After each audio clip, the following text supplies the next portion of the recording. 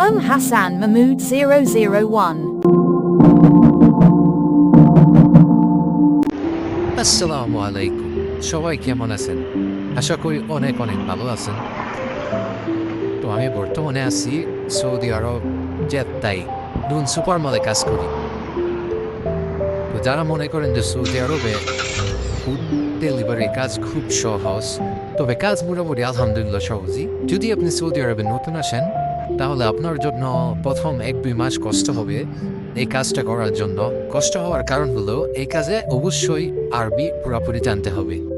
আর যারা পুরোপুরিভাবে আরবি জানে না, তাদের অনেক জরিমানাও খেতে হয় এই কাজে। অনেকেই আছে সৌদি আরবে আসার সাথে সাথে ডেলিভারি কাজে নেমে পড়ে। যারা সৌদি আরবে এসে আরবি না জেনে ডেলিভারি কাজে নামে, তাদের অনেক জরিমানাও খেতে হয়।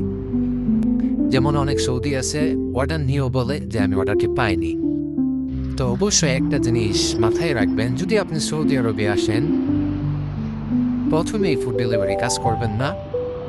প্রথমে আরবি শিখবেন, তারপরে ফুড ডেলিভারি কাজে নামবেন। তাহলে আপনার জন্য সহজ হবে এবং আপনার বিপদের সম্মুখীন হতে হবে না।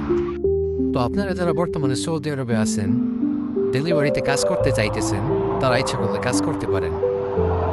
যদি আপনার আরবি জানা থাকে, আপনার আকামার ম্যাথ থাকতে হবে অবশ্যই 4 থেকে 5 মাস, লাইসেন্স খরচ নিজের।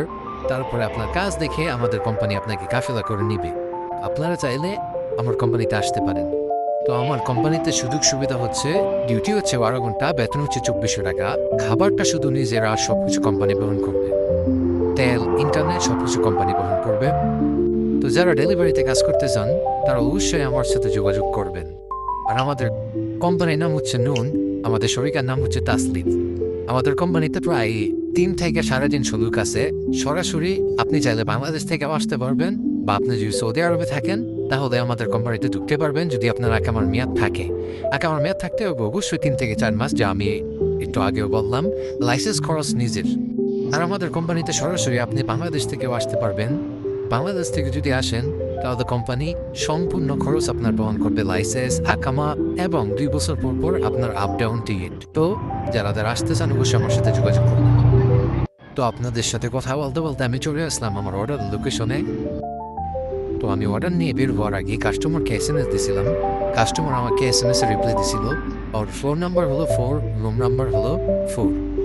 তো আমি অর্ডারটা এখন রাখলাম এবং ছবি তুলে ওর কাছে পাঠাইলাম।